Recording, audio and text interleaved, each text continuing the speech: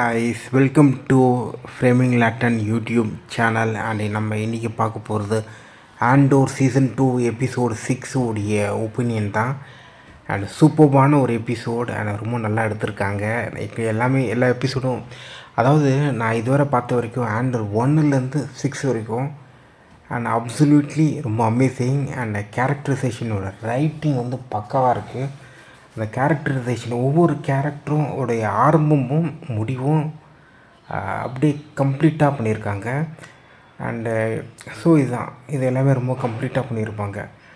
Chinnatti character கூட பார்த்திங்கன்னா நம்மளுக்கு சீசன் 1லேயே நம்ம அவங்களது நல்லாவே பார்த்துருப்போம். இந்த சீசன் 2ல் வந்து பார்த்திங்கன்னா ரொம்ப கம்மியாக இருந்தாலும் அவங்களதும் பார்த்திங்கன்னா அப்படியே கொஞ்சம் கம்ப்ளீட் பண்ணி முடிச்சிருப்பாங்க. ஸோ அது ரொம்ப நல்லா இருந்தது. அவங்களோட கேரக்டரைசேஷன் வந்து எப்படின்னா, அவங்க ஆல்மோஸ்ட்டாக கொஞ்சம் டிஸப்பியராக இருப்பாங்க. அண்டு இன்னும் கொஞ்சம் நிறைய சீன்ஸ்லாம் வச்சுருந்துருக்கலாம். பட் ஆனால் ஒரு லிமிட்டடாக அவங்களோட அப்பியரன்ஸ் தான் இருக்கணும். ஏன்னா அவங்க கொஞ்சம் இன்விசிபிளாக இருக்கிறாங்க. அப்படின்றதுனால கொஞ்சம் அவங்க கேரக்டரும் பார்த்திங்கன்னா இந்த எபிசோடில் கொஞ்சம் நல்லாவே காமிச்சிருப்பாங்க. அது நல்லா இருந்துச்சு. அவங்களும் வேலுடைய கான்வர்சேஷன் எல்லாமே நல்லா இருந்தது. அதுக்கப்புறம் பிக்ஸ் அண்ட் கேசியன் அவங்களுடைய கான்வர்சேஷன், அதுக்கப்புறம் பிக்ஸோடைய பாயிண்ட் ஆஃப் வியூ அண்ட் கேசியனோட பாயிண்ட் ஆஃப் வியூ, ரெண்டு பேரோட பாயிண்ட் ஆஃப் வியூலையும் பார்த்திங்கன்னா கடைசியாக ஒரு இடத்துல போய் கரை செஞ்சு ரெண்டுமே கலந்து ஒரு ஒரு பெரிய ஃபோர்ஸாக மாறும். எபிசோடு ஆரம்பித்து அதுக்கப்புறம் எண்டிங்கு பற்றி நான் சொல்கிறேன். ஸோ அதுவும் நல்லா பண்ணியிருந்தாங்க. அதுக்கப்புறம் இன்விச்சியர் பார்ட்டியாக ஏதோ ஒரு பார்ட்டி, இன்வெஸ்டிட்யூர் பார்ட்டி, ஓகேவா. அதில் வந்து பார்த்திங்கன்னா கிரினிக் மாத்மா அவங்களோட கான்வர்சேஷன், அதாவது அவங்க ரெண்டு பேருக்கும் உள்ள ஒரு கருத்து வேறுபாடு ஆர்கியூமெண்ட், அது நல்லா இருந்துச்சு.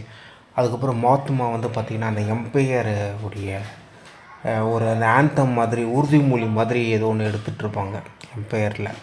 அதில் மாத்மா வந்து பார்த்திங்கன்னா அன்கம்ஃபர்டபுளாக இருப்பாங்க.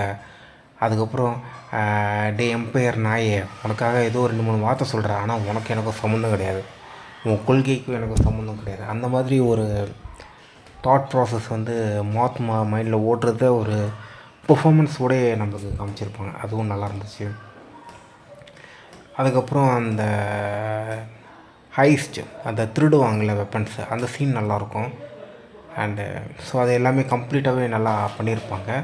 அந்த சீனுடைய லைட்னிங் அண்ட் எல்லாமே ரொம்ப அக்யூரேட்டாக எடுத்திருப்பாங்க. ரொம்ப நல்லா இருந்துச்சு. ஸோ எல்லாமே பார்த்திங்கன்னா எப்படி சொல்கிறது, இவ்வளோ சூப்பர்பாக ரொம்ப நல்லா எடுத்திருந்தாங்க, நல்லா டீட்டெயில்டாக எடுத்திருந்தாங்க. ஸோ இதுதான். அண்டு ஒவ்வொரு கேரக்டரோட கான்ஃப்ளிக்ட்டு, அவங்களோட மூமெண்ட்டு, அந்த ஒரு மாதிரி ஸ்பை த்ரில்லர் அண்டு ஒரு ரெவெல்லியன் அண்ட் ரெவல்யூஷனரியான ஒரு ரைட்டிங், அது எல்லாமே நல்லா இருந்துச்சு.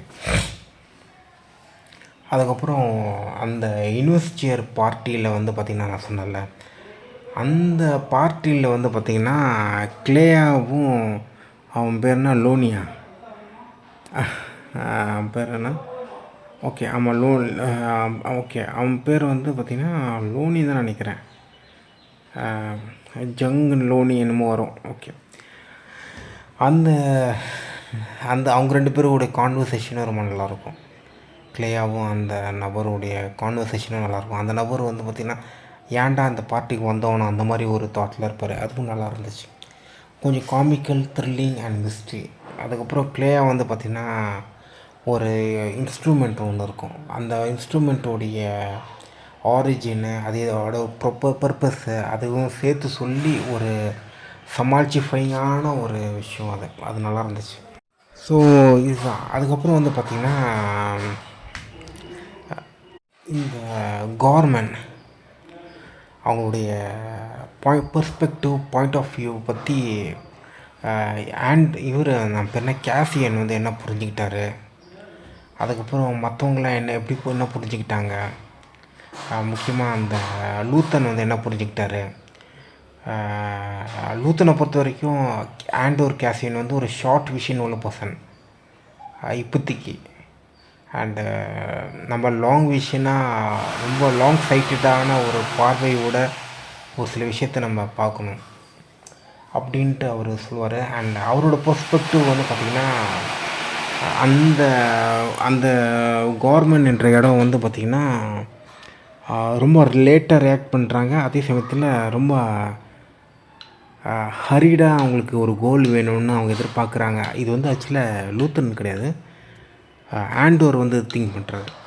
லூத்தன் வந்து எதுவாக இருந்தாலும் என்ன, நம்ம ரெபிலியன் ஒருத்தவங்க வந்துட்டால் நம்மளுக்கு அது ப்ராஃபிட் தான், நம்ம அவங்க கூட சேர்ந்து ஒர்க் பண்ணணும் அப்படின்னு அவர் சொல்லுவார்.